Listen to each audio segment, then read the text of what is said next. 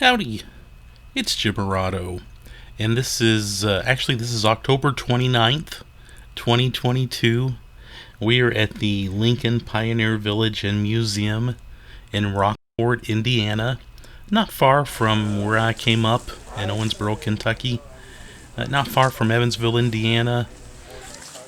Kind of conveniently located if you're in one of those towns, not very far away at all. I've mentioned Rockport here before, and especially its connections to Abraham Lincoln. I've got another video up elsewhere on this YouTube channel. I've talked about it quite a bit on my blog, KentuckyTravels.blogspot.com. But yeah, they're having their Fall Heritage Days, and I think it's kind of a way for them. It's kind of their last day that they're open of the season, and they have this kind of festival event. It was actually the most crowded I've ever seen this spot. They had a good crowd. They had some interpreters, or I guess reenactor types, and they had some cool things you could participate in, including candle making. And this was just a really nice event. I got together with my cousin, my cousin's wife. We came down. We're both really into history, and we had a lot of fun. Keep everybody safe too, that way nobody, they didn't really buy a whole lot of them. I wouldn't think so if you lived out in here. So far away. Not so many stores. I'm sure I don't know at what year, like the metal bowl where they would pour the candle into a bowl and then stick it. Yeah. I have to look at it. I'm not sure. Do we just pick our own stick? Or? Yes. Well, that it helps it sit. If not, you have to hold it up and let it cool. Okay. Or the water just speeds the process. Oh, Oh, I see. where are the s'mores?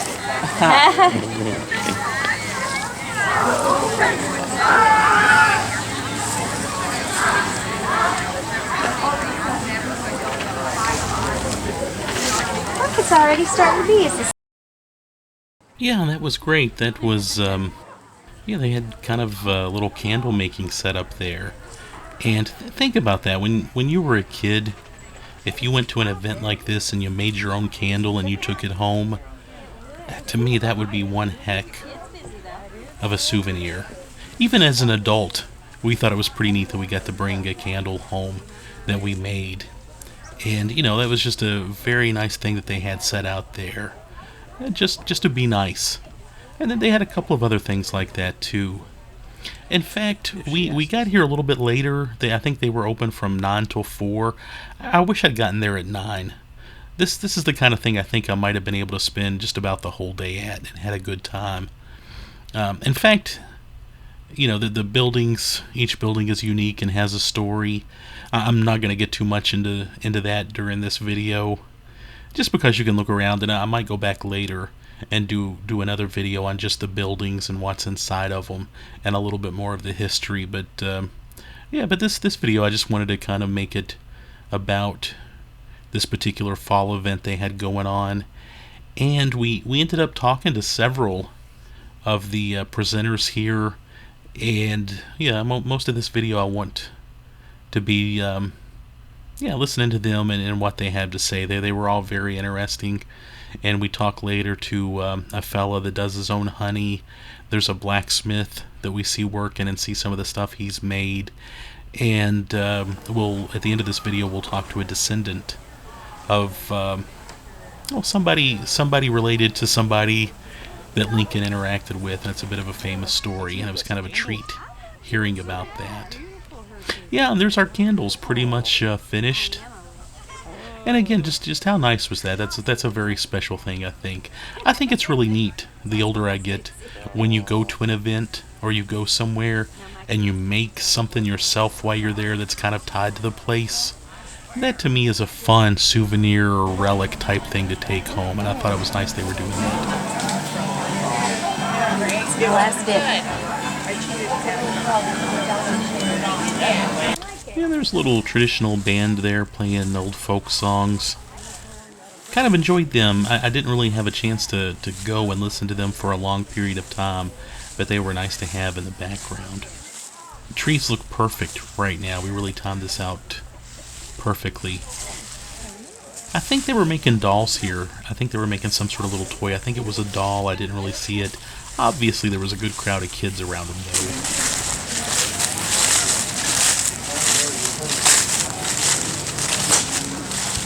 Good morning. Howdy. I will tell you to watch your head. You don't have to worry about it. Welcome to the flatboat display. There we go. Yeah, watch your head. Here's the model of the flatboat. Oh, wow. We took 2 flatboats down to New Orleans from Rockport. I'll go back to mine. We'll see you in a bit. Sorry, I just can't talk quiet. Good morning. But that's a model of flatboat, and that's the schedule on the wall back there of our trip down to New Orleans. And local people, I was a crew member on both of them, and we took flatboat to New Orleans twice. And we went in several towns, and we give the literature out, and I'm going to give you some literature here that we Oh, wow. booked this.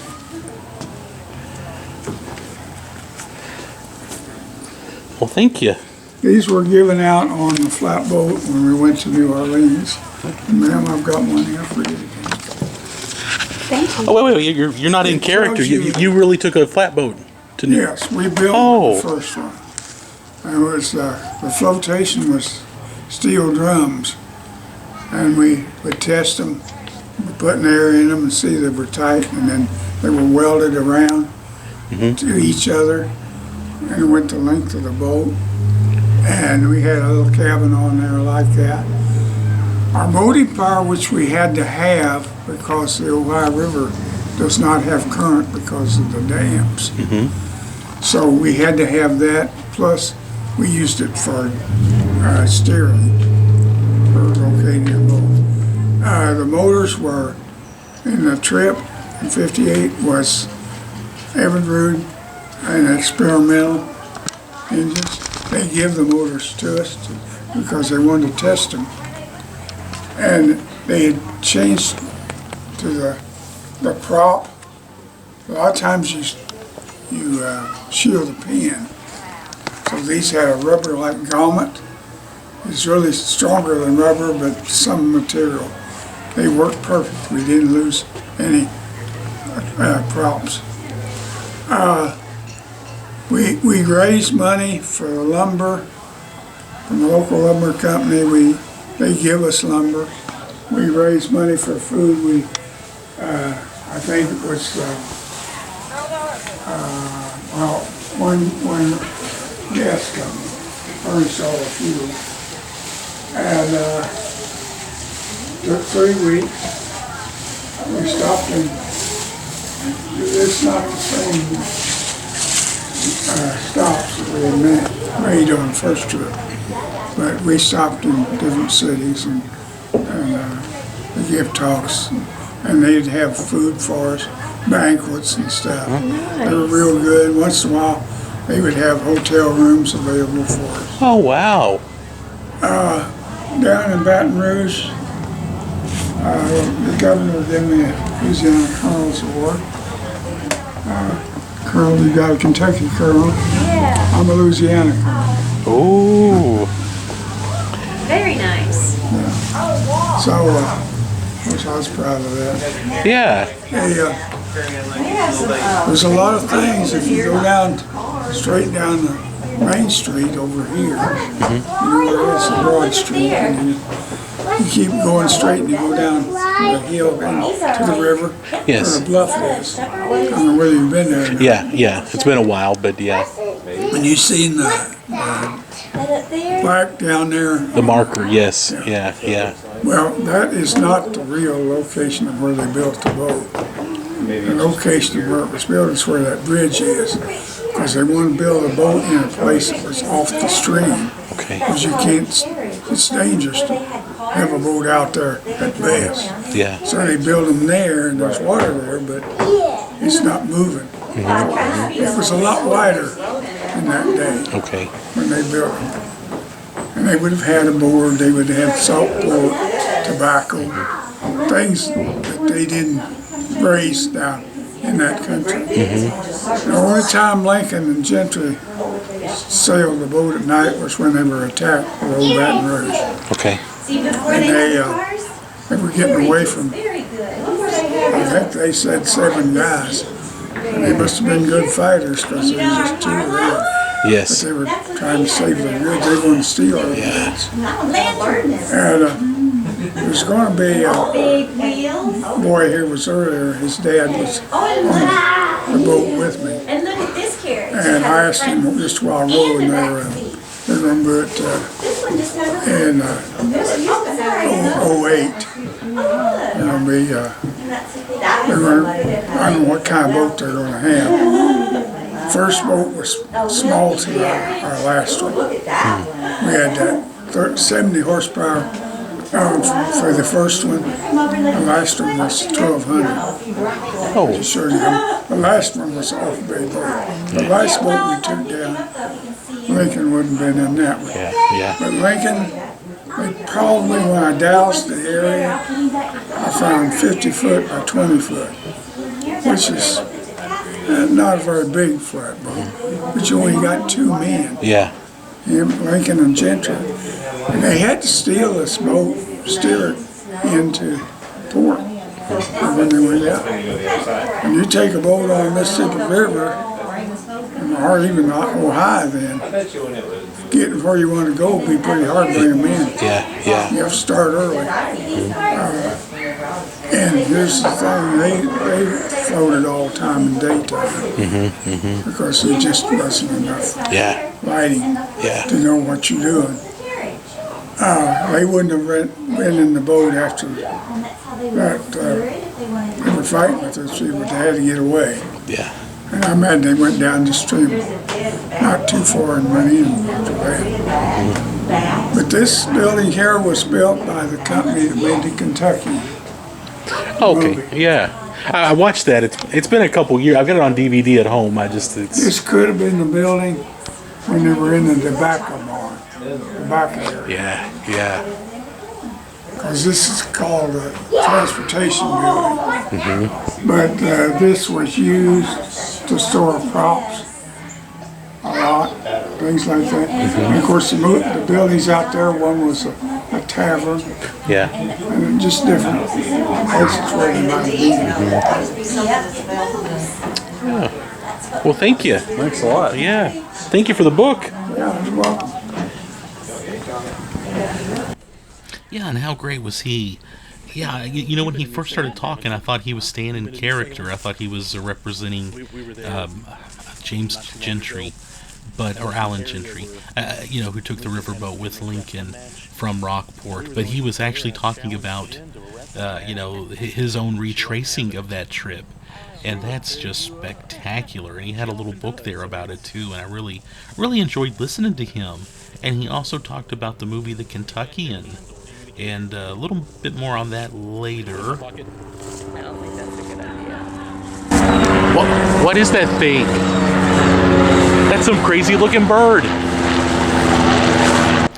My efforts to stay in time period character and make fun of that crazy looking bird were not appreciated. At Silo, that they did an excavation years ago, that they're still using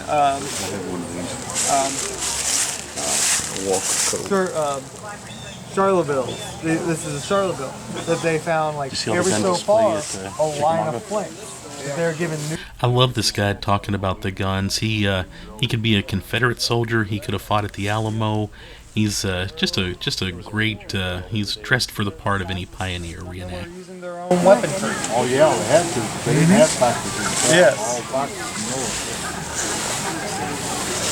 They had Oh yeah. Well, like I said, this is a infield from Britain, where the South was using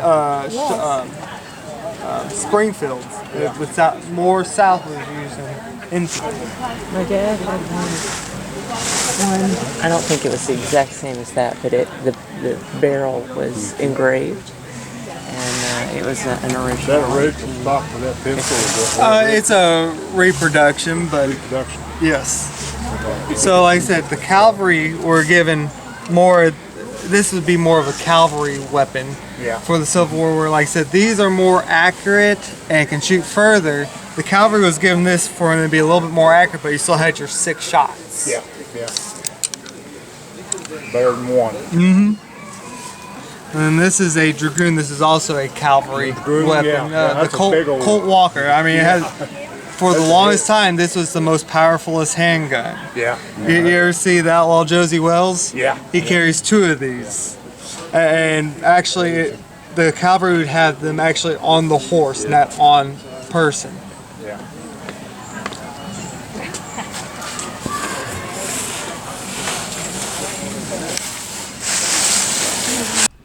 Yeah, really nice gun display there. It was great having the guy talk about the weapons. And again, I appreciated his, I guess, costume and the way he looked. Very, it really reminded me of maybe one of the Alamo Defenders. And I paint toy soldiers. I'm probably going to use that video as a reference for a figure I might paint in the near future. And we're still going through some of the homes and looking at things. Yeah, the Kentuckian, it was filmed, I think it came out in 1955. Burt Lancaster. Really cool movie.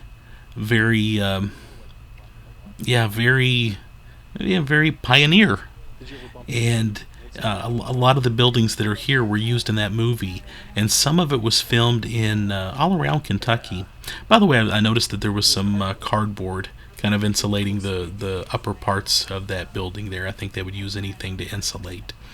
But yeah, the Kentuckian was filmed all over, I guess, southern Indiana, western Kentucky. I want to say Natural Bridge makes an appearance in it too. So it's a very Kentucky movie. And yeah, the buildings here, some of those were used in that movie. And that's a whole subject for another day. There was a steamboat used in that movie also that I want to say it was even in Owensboro for a while as a museum. By the way, look at that. Some great artwork there. I meant to try to go back and talk to that individual and just, ask them about what they were doing, because they were doing a heck of a job. And I was just really impressed with that. But yeah, the Kentuckian, there's a steamboat, and you see it in the Kentuckian. That same steamboat is also seen in Gone with the Wind and a couple of other movies. We were at Pickwick Landing State Park down near Shiloh National Park in between Memphis and Nashville, and they have a gorgeous mural of that boat in the little kind of foyer areas of some of the rooms. And I've mentioned that elsewhere. Look at my video on Pickwick Landing State Park Lodge. I've got more information about that.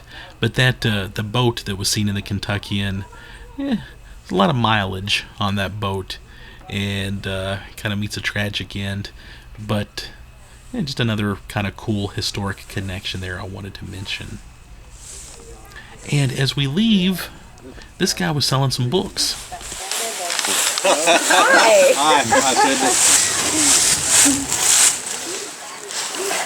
need to get him to sign it now. He's probably already. No, he That's what I'm doing. Well, all right. Find this thing. Have you written some other books? Just these two. Okay. I'm working on another one, but it's really slow. He said he'd seen it. Thanks, Alan. Stop it. Stop it. You want to fight? Or You want to fight? Oh my goodness. So excited. He gets so excited because he's not around them anymore. Nor she likes him to. It's a nice book, just like you. He wrote about I appreciate it. And just real quick before I forget, that was John Arnold Hargis. He practiced law in Rockport, Indiana for 46 years. That book is The Wrath of Judge Lynch, Race Wars. And it's an independently produced book, I believe. I bought a copy. I have read it. It's great. Go out and find a copy. Talks about some lynchings. I guess 3 specific ones too. well, two specific deaths occurred in Rockport. He even gives a little map with some history and information about where some of the events related to the book happened. It's a great book. I can't recommend it enough. It was $10, and you could get a nice signed copy from him there for $10. Copyright 1940. Oh, okay. So there's, yeah. Yeah, not quite period. Yeah. But old nonetheless. Yes. Then you might want to photograph President Lincoln's Bible up there. Uh-oh, well, yes. Oh, you're kidding. Oh, wow. Is that authentic? There's no way. There's no way. Oh, it's got a sticker on it. Oh. Wait. There you go. Wait, tell me the story. You don't know the whole story, but just looking at it, it looks like a Bible. I mean, track covers, the whole thing on it. But the Lincoln family went into a church that looked just like this, but it was over near Tennyson, Indiana, Okay. on the Pigeon Creek Yeah. there. They would not have used a crucifix. Oh. They used just a plain cross. Okay. And so this would not have been from the Lincoln family. Okay. But put that in your hand. Oh, wow, Yeah, okay. stone, slate.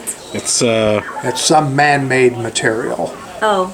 like resin or something maybe? You know, resin or Oh, it's kind they of a might have, metal. you know, I just hate the thought that maybe somebody actually did take a Bible and dipped Made it it- in oh, some sort of latex or- epoxy yeah, or yes. something like that to make it, but it is solid, it does not open up.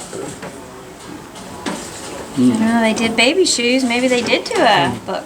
Yeah. Oh. But anyway, I've never seen a Bible, I haven't seen them all, but I've never seen a Bible with the crucifix on the front of it anyway. So, made for a nice story. Yes. It was Lincoln's own church. And if you read the little plaque there, it tells you that the family had attended a building that was very similar to this. And that's why they got the name on it that they do. But it says Lincoln himself never joined an organized church. And I said it's easy to see why at 6'4", trying to come into a church building with doorways like this and hitting his head on that beam that's swooping down here and all. So it was not very conducive to a person that was extremely tall.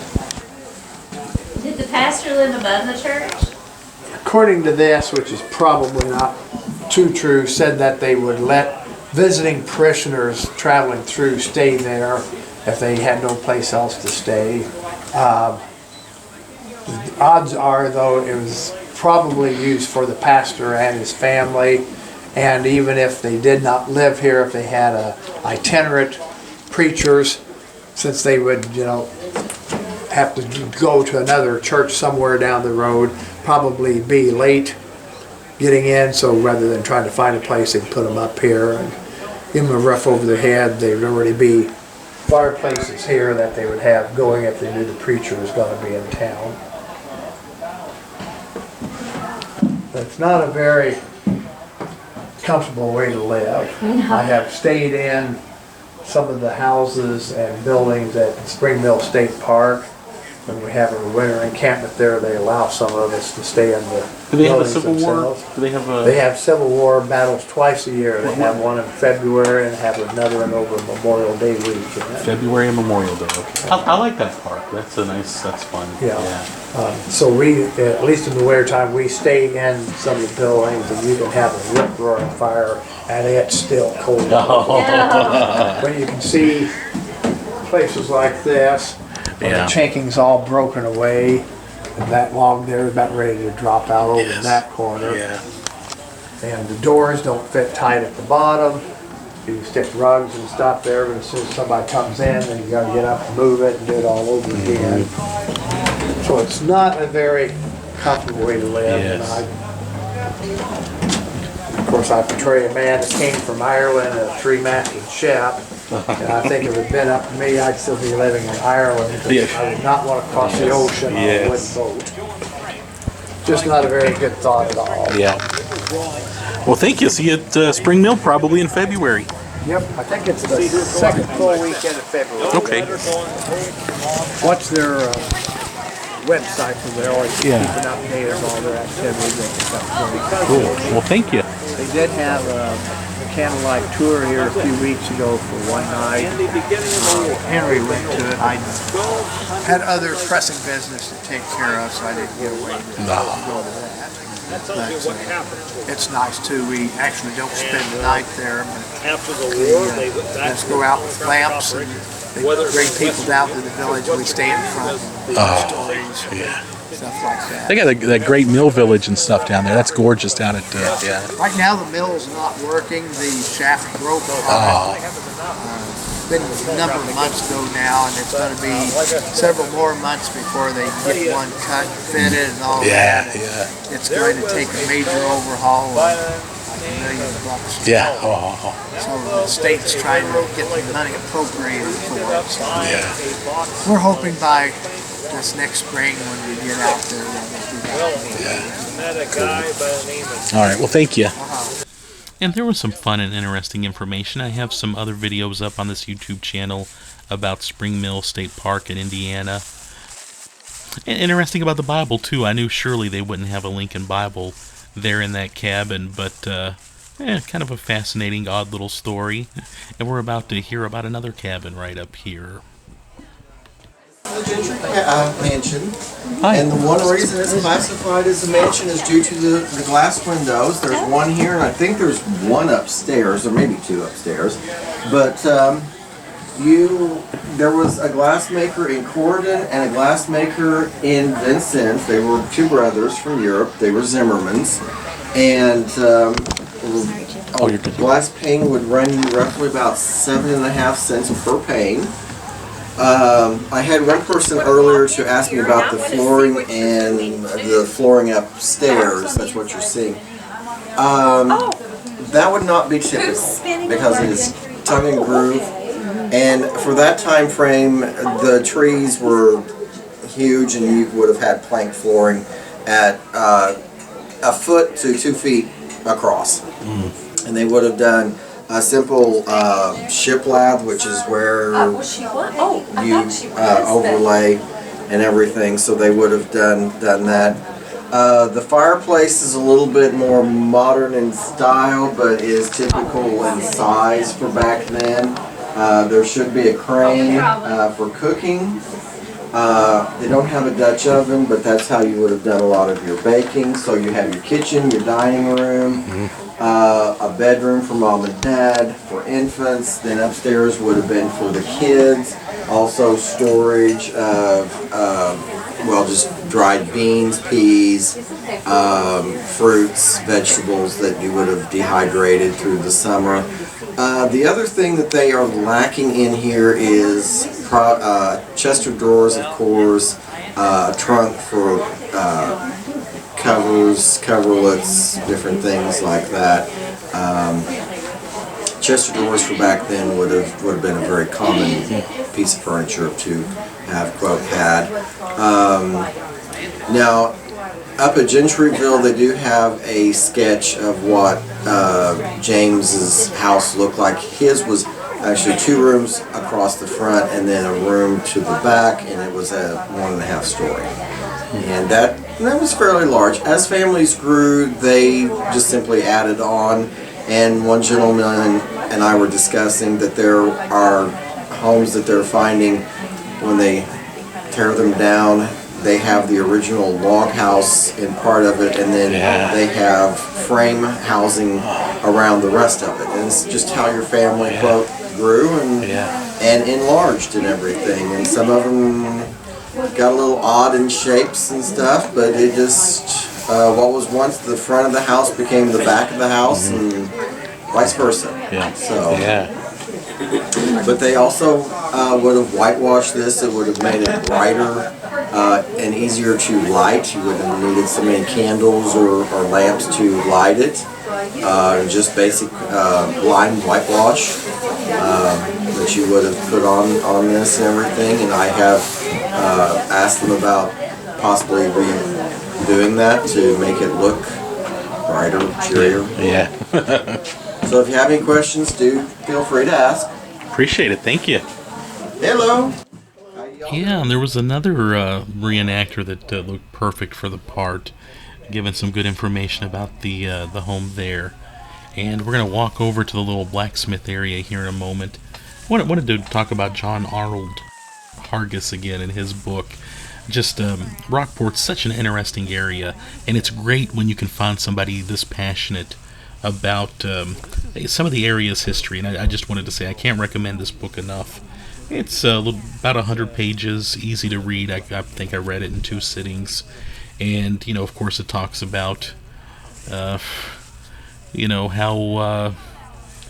tough things were for African Americans back then. And John pretty much sticks to the facts. He doesn't tell you what to think. He just kind of presents an interesting case. And he talks about those involved and their character. And it's just a good book. Look this book up. Do yourself a favor. And check out this blacksmith. I loved everything they had here. Just a neat place. It seems like every time I go to a reenactment or something, I find some really cool blacksmith that's done some interesting work. And we've got a couple of items in our yard that I've bought at events like this. Yep, everything you see out here, he handcrafted himself. I think so for your hair. Anything to Yeah.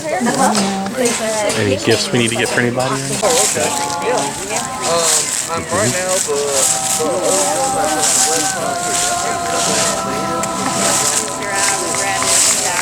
Oh man, and that little couple looked like they just stepped right out of a Little House on the Prairie episode. I loved the way they looked, and I just love that blacksmith stuff. I love seeing like the little kids dressed in the period outfits too. I think that's great.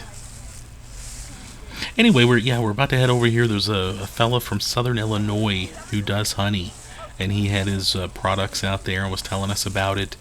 And with him and also with John Hargis that I mentioned earlier, I ended up chatting with them longer than I taped, and I wish I'd taped more because they were both very interesting, and it was a treat talking to both of them. But anyway, here's the fella talking about his honey from Southern Illinois. I got 3 samples here. That is within my price range. I heard that. There's one for you. This is my fall honey. I just got it bottled up last Wednesday night. Local? I'm from Southern Illinois, over by Mount Vernon, Illinois. The spring's the light honey, and fall is according to what the bees are feeding on at the time, what they put in. Oh, are you tasting it? Yeah. Oh, nice. I use it in coffee and sell the bars like this, the rope makers. People make lip balm. They buy that off of us and mix it up, make lip balm and stuff like that. So everything gets used that we take out. Nice. And we get stung along the way quite a I bit. imagine. I always wondered how people with multiple hives had, boxes, whatever you want. Hives. Yeah. How they knew, how you figured out the differences in honey based on your hive.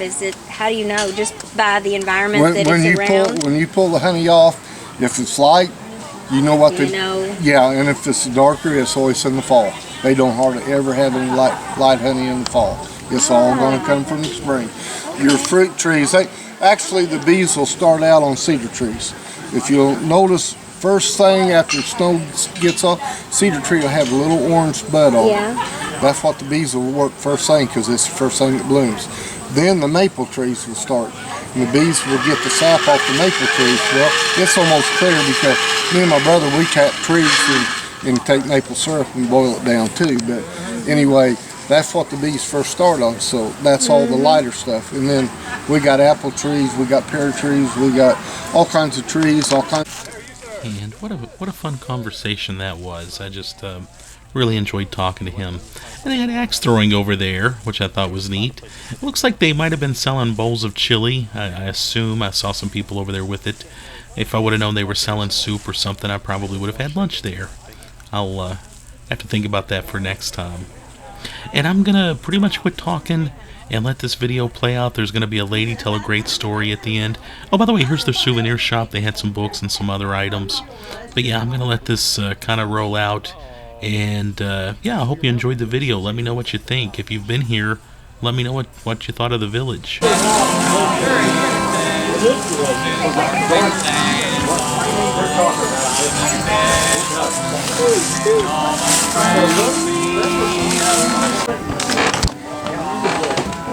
So this is substantially more headroom.